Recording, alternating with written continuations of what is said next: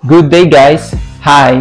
Another day, another vlog. Guys, this is Mark Chevel TV and kung napapanood yung mga previous vlog ko and mga reels ko, guys, subscribe na po kayo and follow naman po kayo dito sa aking Facebook page, Instagram, TikTok, okay, and lalo-lalo na dito sa YouTube. Dahil dito sa YouTube, marami po kayo matutunan at makukuhang idea para po pagpunta dito sa Canada.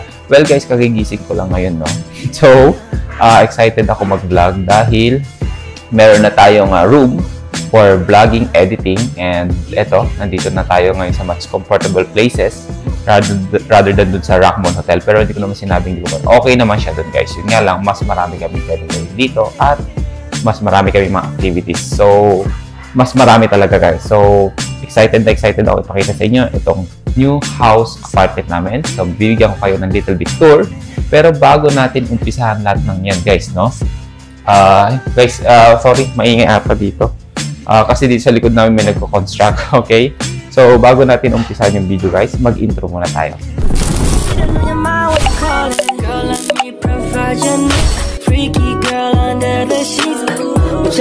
By the way guys, no, if mayroon ako mga technical problem dito sa video, sorry, papatry ko best ko para remove ko yung mga noise background, okay? So, okay, umpisahan natin guys ang ating house apartment tour, okay? So, basically, nandito na rin naman na tayo sa room.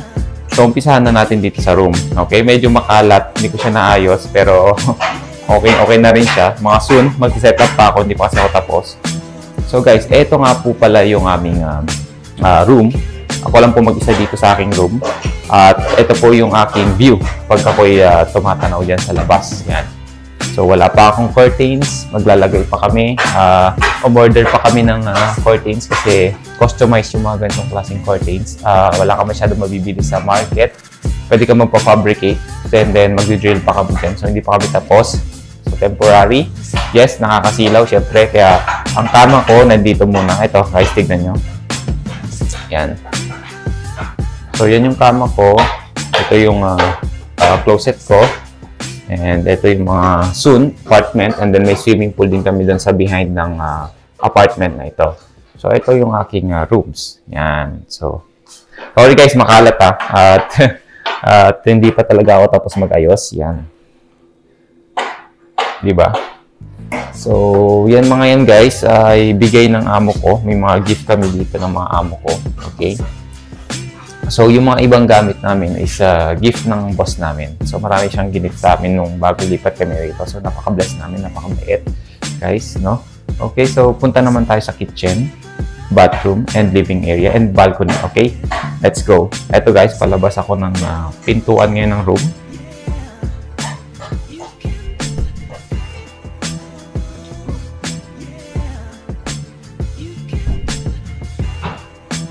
Yan.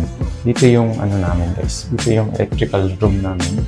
Which is yung mga nandito yung makikita yung mga what we call this system, mechanical system, electrical system. Nandito lahat. Yan. Yan, sorry madilim. Pero huwag ko na kapakita.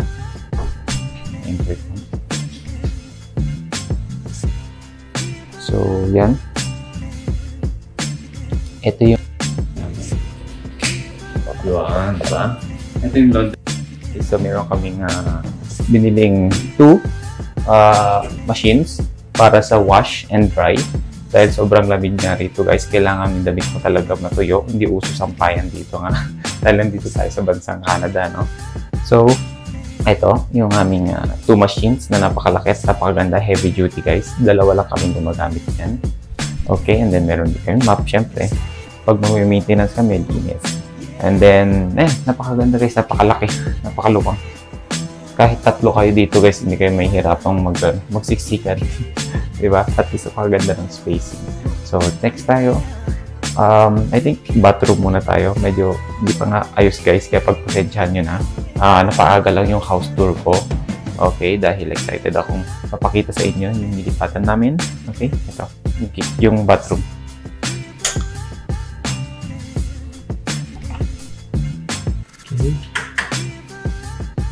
So, ayan. Yung bathroom, guys. Diba? Napakaganda.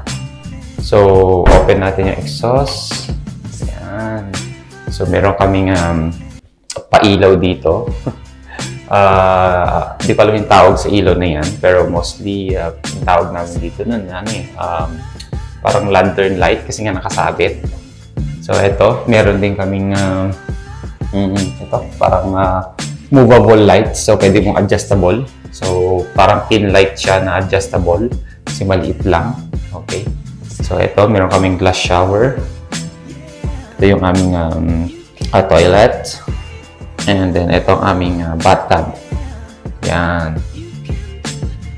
So, meron din kami mga cabinets dito para sa mga lalagyan ng mga towels or lalagyan ng mga kung ano-ano, face brush. Yan. Napakaganda. Ayan. Baka sana ma-future tayo ni Sir Oliver dyan sa Pilipinas. Idol natin yan, Sir Oliver. Tatag kita. Dahil idol kita. Kung pinapanood yung mga vlogs mo. Yes. So, malay mo, di ba? Ano tayo, ma-reaction video tayo ni Sir Oliver. Wow! Solid!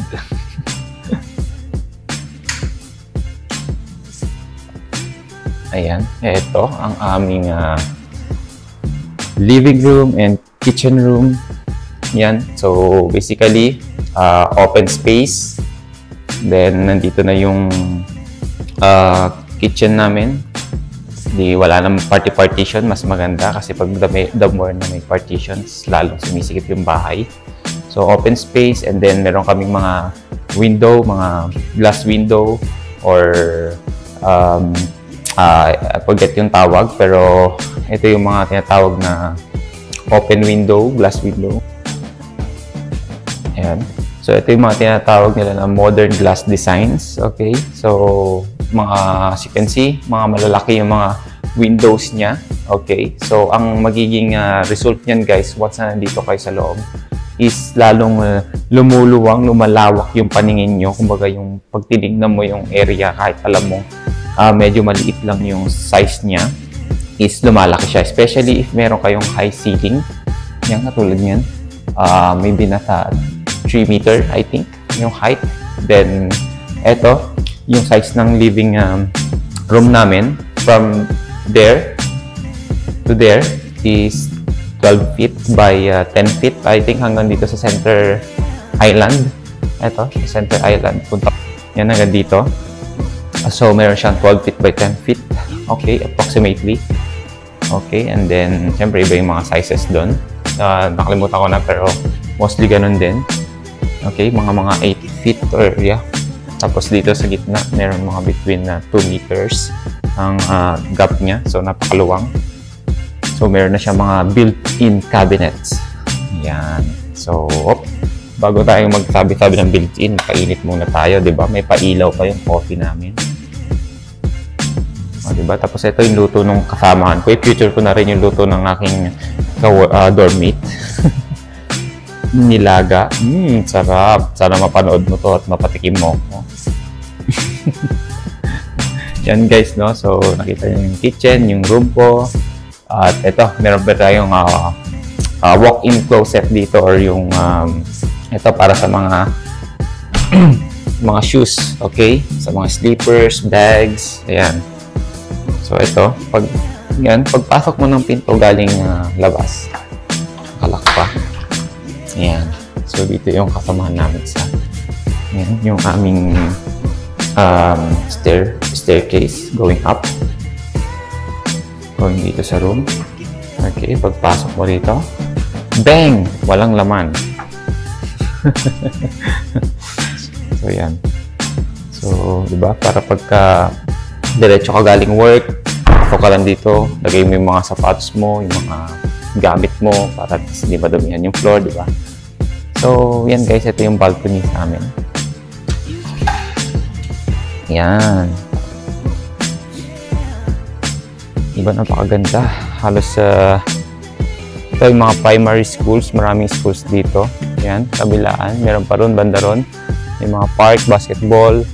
Yan, dyan yung cities. Dyan mo na lahat ng groceries guys sa may intersection. Makita nyo lahat ng mga bilihan dyan. McDonald's, Tim Hortons, Subway Surf. Lahat ng mga restaurants, Dollarama. So maraming groceries dyan. Nandyan na lahat. Okay? So very accessible kami. And Yung company namin, pwedeng walking, pwede ka mag-bike or car. So, napakalapit guys. 1 kilometer lang yung layo from here, from sa apartment. So, ayan guys, ito yung house little tour ko para sa video na ito. I hope may nagustuhan nyo yung video ko. And kung siguro may mga katanungan kayo, sa another vlog natin gagawin, okay? Para dun sa mga gusto magtanong kung how much ba yung ganitong apartment and appliances, magkano yung cost lahat. Siyempre, binili natin yan guys, may mga bayad yan. Okay? So, actually, hindi pa tapos guys, no? Meron pa mga darating.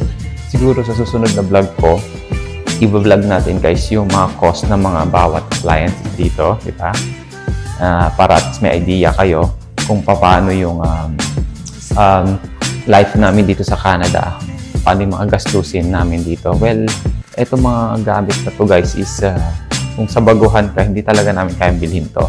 Since meron kaming supported na company and boss guys, is nabili namin lahat to, okay, without getting any money from our ATM or credit card guys. So, ikwento ko yan sa next vlog ko for today's video at makita nyo lang guys yung ito, laman ng aming apartment ngayong araw na ito, diba? So, yan. So, nung kahapon nga, mag-grocery na rin kami, na excited na kami magpuno ng mga kung ano-ano, no? Ayan.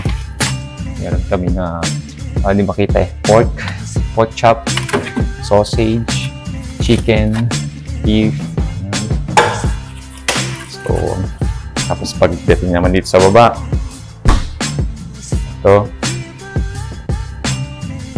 itong ayaw ko sa rep na to guys, umuusog pag tinutulak eh. Ayan, di ba? Ang daming egg.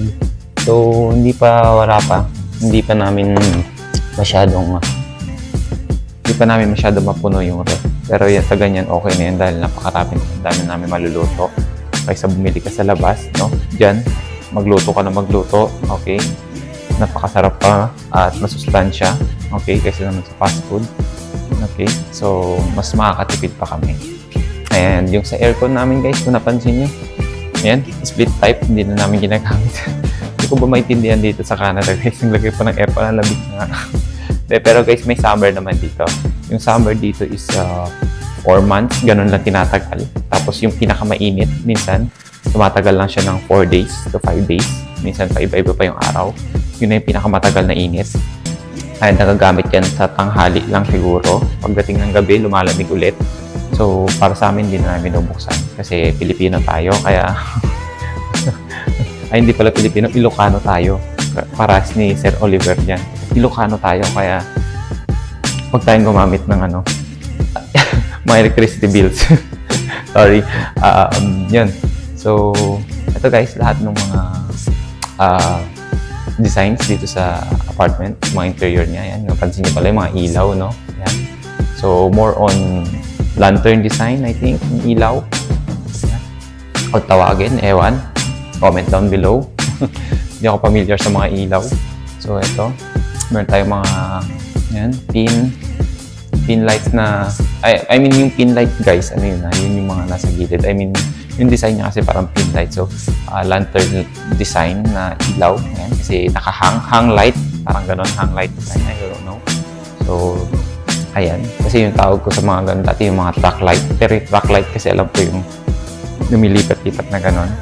So, eto may mga tawag sila dyan. So sobrang dami ng tawag. Di ko na alam. Hindi kasi ako nag-research eh. Bago mag-vlog eh. So, ayun. And, ayan, napakaganda. Guys, ito. Tempered glass. Tempered glass yan. Siguro mga, yeah, I think 12mm yung thickness ng glass. 12mm. Tempered siya. Then, meron din siyang, hindi siya yung double glaze. Single lang siya. Single. Yung iba kasi double glaze. Meron mga spacer sa gitna. Ito single lang. And then, and, ito tempered din yan. Tempered din. May bisita tayo. Wait lang.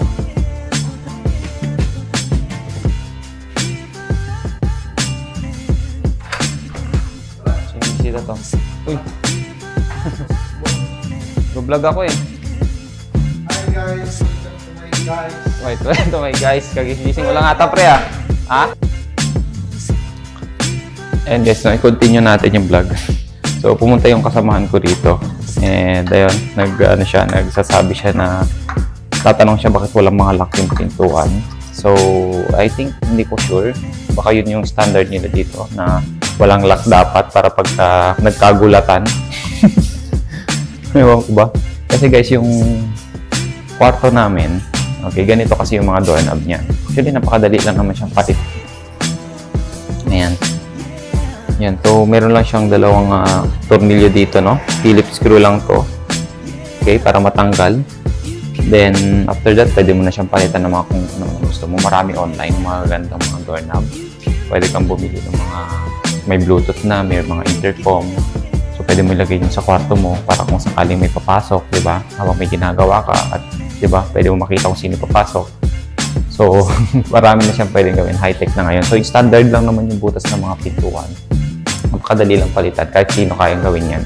Hindi mo na kailangan tumawag pa ng karpintero or kapitbahay mo na sa sahuran mo per day or per hour. Pero, kidding aside guys, napakadali lang. Sa room kasi namin may lock. Sa labas wala. Okay? So, yun yung gusto nilang alam mo naman tayo mga Pilipino, gusto natin laging may lock yung room natin. Okay? So, yun lang naman guys yung meron siyang konting problema dito, no? Regarding lang sa lock kasi na tayo mga Pilipino gusto natin yung mga privacy and private yung room natin as much as possible, di ba? So, yun yung mga concern nila. So, yan, besides of that guys, wala na. So, napakaganda na. Ang ano lang dito, maintain, linis, ingat sa mga, ang ayoko lang guys sa mga ganito, mga wood, okay? Mga ganyan, is prone siya sa warp, yung sa tubig, no? Yung pagka na-anuhan siya ng tubig, na dampian siya or natatalsikan, may cause na magka-problema. Yun ang ayoko sa mga ganito guys, no? Kasi syempre, minsan pag hindi mo naman maiwasan, pag naghuhugas ka, syempre talsik-talsik, ang hirap naman maghuhugas ng pinipigilan mo yung tubig. So, yun ang mga disadvantage ng mga ganyan. Kahit dun sa bathroom, meron din siyang mga wood. Kaya dagi meron kami mga towel na nakaabang in case na mabasa agad kung nasa namin. Yan. Tulad niyan. So, yun guys, no? Yung vlog natin yung araw na ito, no? Ayan guys, no? So, ayun nga sinasabi ko nga guys, no? Walang perfect na pagka-construct ng mga bahay, apartments, condominiums. Pero hindi ko naman sinasabi na fame lahat yun, no? Meron man, pero konting-konti lang yun guys, no? So, even pagko-construct nga, diba? Doon pa lang marami ng issue. Pagka nagkaroon na ng mga finishing, meron din issue. So, even yung mga measurements, hindi natin nakukuha ng isa. Ayan. Meron man millimeter na different siya, pero hindi naman siya seamless naman yan. So, marami guys eh. So, hindi lahat guys perfect yung ating pagka-finishing or construct ng bahay. Pero wag lang sobra ha. Tulad ng mga tabi-tabing kalitada, wag lang guys, okay? So, meron tayong mga considered na failure, pero meron tayong considered na okay. Yun. So, not everyone makes that approval, okay? So, yun guys, itong video na ito, maraming salamat, no? I hope marami kayo natutunan dun sa next vlog natin. Vlog natin yung mga custom appliances, kaya ba ng mga newcomers pupunta pa lang dito sa Canada, and magkano yung mga house utilities, kuryente, para mag-register. Yes, pag-register na vlog ko na yun guys. So, abangan nyo yung next vlog ko sa mga susunod na araw, mamaya punta ako sa park, makapunta tayo doon. So guys, maraming salamat. That's all the video for today. Don't forget to like and subscribe.